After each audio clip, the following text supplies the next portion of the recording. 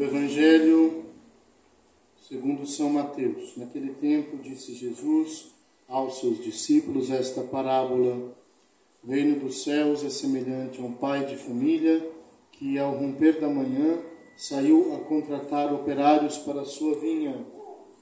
E, tendo ajustado com os operários 1 denário por dia, mandou-os para a sua vinha.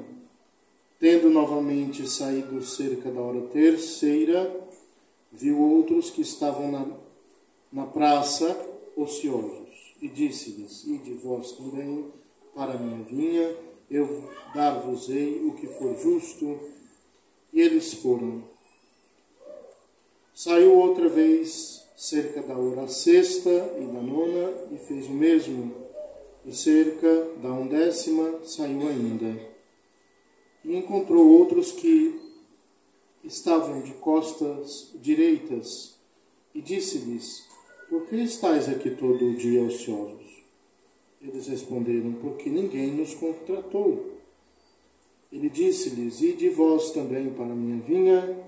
No fim da tarde, o senhor da vinha disse ao seu mordomo: chama os operários e paga-lhes o salário, começando pelos últimos até os primeiros. Tendo chegado, pois, os que tinham ido cerca da hora 1ª, cada um recebeu 1 denário. E chegando também os que tinham ido primeiro, julgaram que haviam de receber mais. Porém, também eles receberam 1 denário cada um. Ao receberem, murmuravam contra o pai de família, dizendo: estes últimos trabalharam só 1 hora e pagaste-lhe o mesmo que a nós, que suportamos o peso do dia e do calor. Ele, porém, respondendo a um deles, disse: amigo, eu não te faço injustiça. Não ajustaste tu comigo 1 denário? Toma o que é teu e vai-te, que eu quero dar também a este último tanto como a ti. Ou não me é lícito fazer o que quero do que é meu? Porventura és tu invejoso porque eu sou bom? É assim que os primeiros serão os últimos e os últimos os primeiros. De fato, são muitos os chamados e poucos os escolhidos. Este é o Evangelho para este domingo da Septuagésima. Em nome do Pai, do Filho e do Espírito Santo. Amém. Ave Maria, cheia de graça, o Senhor é convosco. Bendita sois vós entre as mulheres, bendito é o fruto do vosso ventre, Jesus. Santa Maria, Mãe de Deus, rogai por nós, pecadores, agora e na hora de nossa morte. Nossa Senhora do Perpétuo Socorro, rogai por nós. São Pedro Nolasco, rogai por nós. Santa Inês, rogai por nós. podem sentar. Gostaria de lembrar a todos que nesta quinta-feira nós teremos a missa no Carmelo da Santíssima Trindade e da Imaculada Conceição em Trindade, diante das relíquias de Santa Teresinha, às 18h30, no dia 1º de fevereiro, abrindo assim o mês com este ato de piedade diante destas relíquias tão especiais para nós. Então, aqueles que puderem, quem por acaso não puder chegar para a missa, pelo menos chegue para o momento final, onde nós vamos fazer um ato de veneração das relíquias. Esse momento é muito importante. As monjas abriram o Carmelo, para que nós, a capela do Carmelo, claro, né, que elas vivem de clausura, e é um momento importante pela expectativa delas também de ver ali pela primeira vez uma missa tridentina. Também amanhã, às 7h, teremos uma missa de abertura do ano letivo deste ano de 2024 no Colégio São João Neumann. A missa será aqui na capela, com os senhores pais também e professores. Na sexta-feira, primeira do mês, onde nós também retomamos a nossa devoção ao Sagrado Coração de Jesus, nós teremos provavelmente 2 missas, porque o certo seria ter apenas uma com a procissão, a festa da purificação de Nossa Senhora, também conhecida como festa da apresentação do Senhor, e é o dia de Nossa Senhora das Candeias, ou Nossa Senhora da Luz, porque nós abençoamos as velas que serão usadas para a procissão, e também os senhores podem trazer a maior quantidade possível de velas, né, em caixinhas, para o vosso uso durante o ano. É costume também abençoar todas as velas que são usadas no altar, ou mesmo nas cerimônias litúrgicas para o ano inteiro. Então, aqueles que quiserem já deixar suas velas abençoadas, podem trazer, tem uma cerimônia especialíssima para a bênção e entrega dessas velas. Lembrando novamente que é a primeira sexta-feira do mês, então por isso nós teremos 2 ou 3 missas. Hoje mais tarde eu vou decidir e divulgar os horários das missas desta semana. No Evangelho deste domingo, Nosso Senhor conta aos seus discípulos a parábola dos trabalhadores na vinha. Depois que ele saiu buscando várias pessoas para esse emprego, algumas pessoas bem cedinho, antes do sol nascer, outras às 9 da manhã, outras ao meio-dia, às 3, e ainda outras às 5 da tarde. O seu patrão foi remunerando essas pessoas igualmente com 1 moeda de prata. E diante disso, os que tinham sido contratados primeiros, como os senhores ouviram hoje no Evangelho, na sua tradução, começaram a resmungar contra o patrão. Estes últimos trabalharam 1 só hora, e tu os igualaste a nós, que suportamos o cansaço e o calor do dia inteiro. Meus filhos, para entender o significado dessa parábola, é preciso explicar o contexto do Evangelho de São Mateus. Ele foi escrito para transmitir a vida de Nosso Senhor aos cristãos que estavam saindo da religião judaica. Os cristãos novos, convertidos do judaísmo. Supondo que quem escutava essas parábolas, de fato conhecia o Velho Testamento, porque eram judeus, seguiam o Velho Testamento. Conheciam também palavras dos patriarcas, dos profetas, conheciam elementos dos costumes judaicos, como as festas judaicas, as festas religiosas do povo israelita. E a partir dessa informação é muito mais fácil entender a parábola como uma resposta aos cristãos, vindos de onde? Do judaísmo. Os judeus são justamente os trabalhadores que foram contratados de madrugada. O povo escolhido, os primeiros. Eles começaram a seguir o Deus verdadeiro lá no começo da história da humanidade. Então, sabe-se que no alvorecer das primeiras comunidades cristãs, houve um sério conflito com os chamados cristãos judaizantes, que queriam que os convertidos do paganismo se submetessem a algumas prescrições da Torá, como, por exemplo, aquele problema da circuncisão. Então, eles achavam, né, esses novos cristãos, havia uma disputácio ali, de que eles deveriam cumprir primeiro essas prescrições da lei antiga, antes de batizar as pessoas, antes de que elas entrassem na igreja.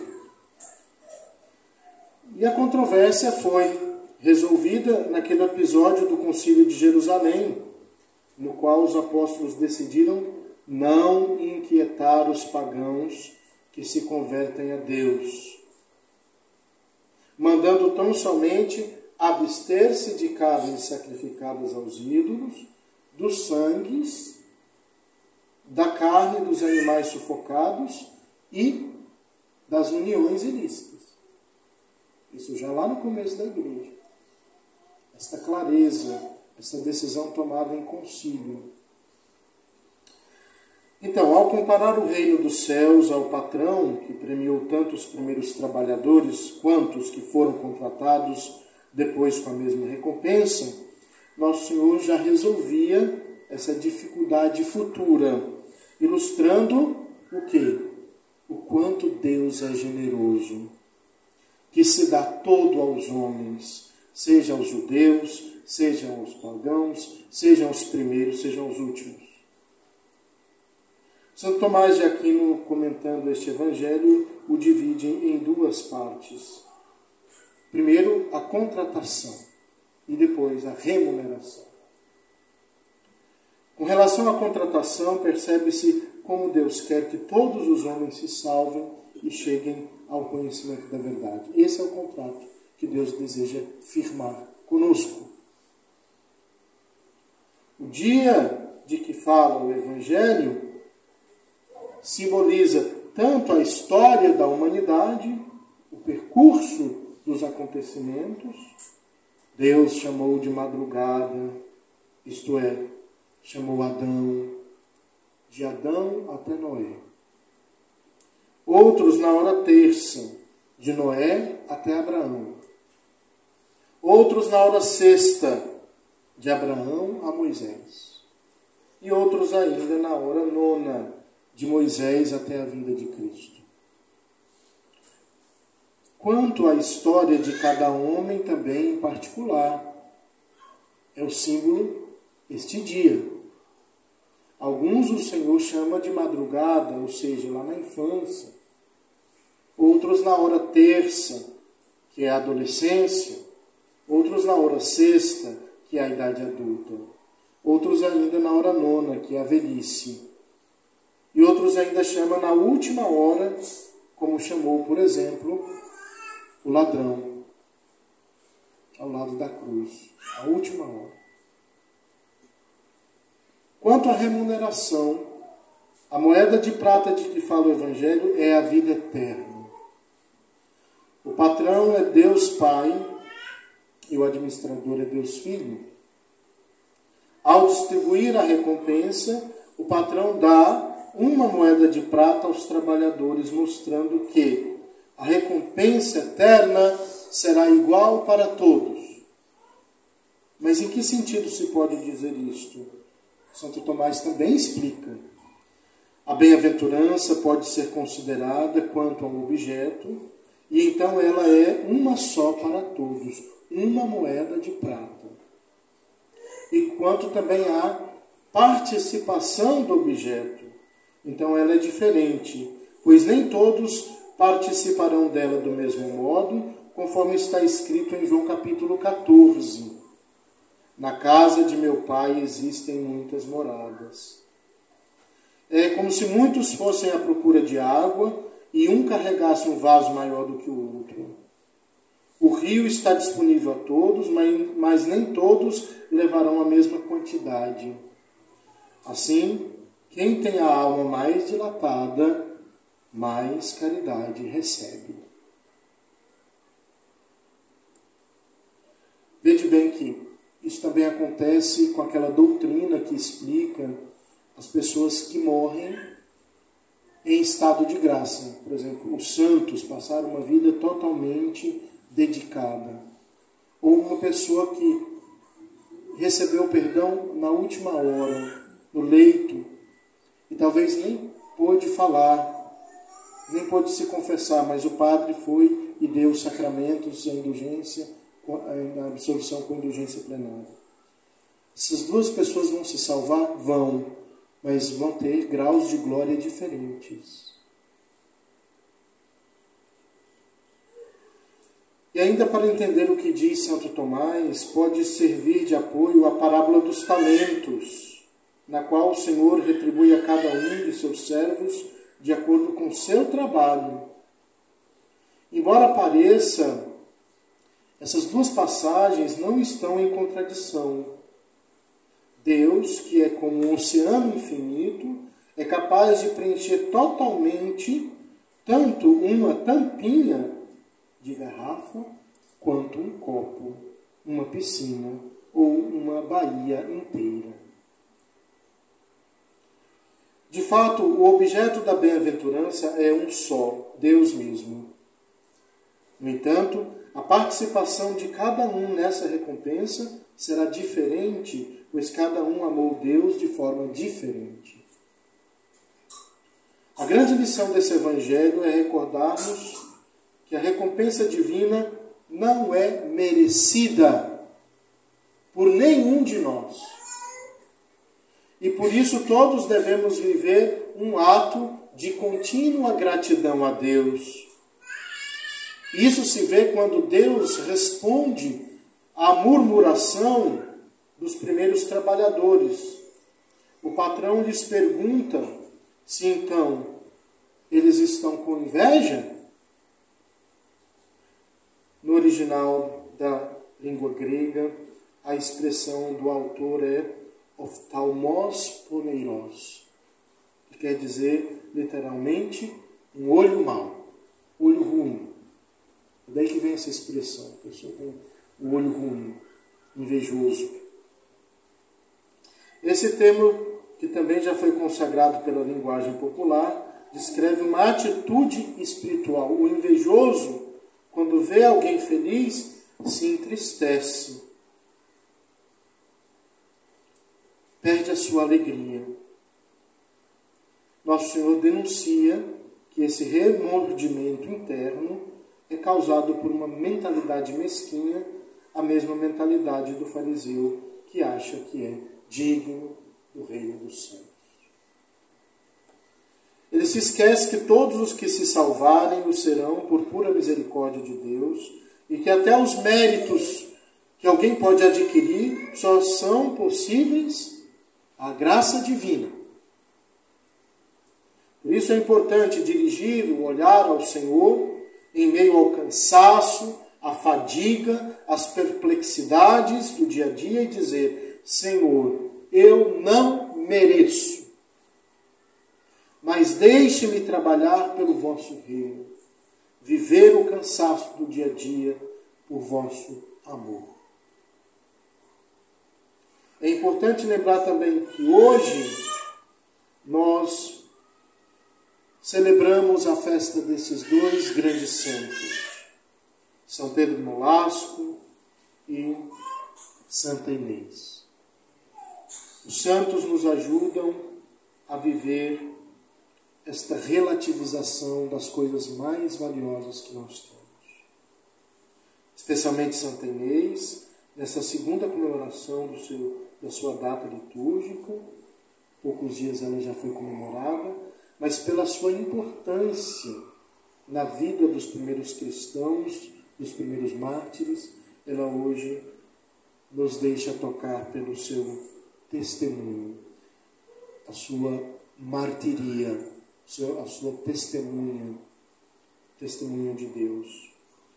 Entregou sua vida e nos inspira a viver cada vez mais de acordo com a vontade do Senhor. Que Deus hoje nos ajude a receber aquilo que Ele deseja nos dar e não tardemos em nos colocar à disposição de ouvir o chamado de Deus, seja qual for a nossa idade ou a hora do nosso dia. Interceda por nós a Mãe de Deus, São José e todos os santos. Em nome do Pai, do Filho e do Espírito Santo. Amém.